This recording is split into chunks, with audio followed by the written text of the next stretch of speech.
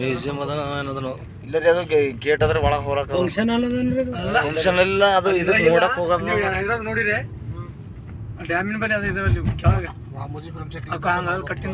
ಇದು ಆಲ್ಮಟ್ಟಿ ಡ್ಯಾಮ್ಗೆ ಹೋಗುವಂತ ರಸ್ತೆ ಇದೆ, ತುಂಬಾ ಬ್ಯೂಟಿಫುಲ್ ಇದೆ.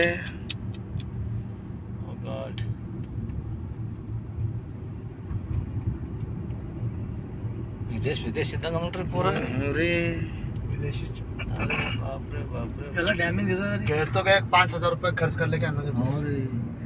ಡ್ಯಾಮ್ ಅಂತ ಸುಮ್ಮನೆ ಇದಕ್ಕೆ ಹೇಳರಂತ್ರಿ. ಡ್ಯಾಮ್ ಅಂದ್ರೆ ಇದೇ ಡ್ಯಾಮ್ ಖತರ್ನಾಕ್ ಈಗ ನೋಡ್ರಿ, ನೋಡಪ್ಪಲೆ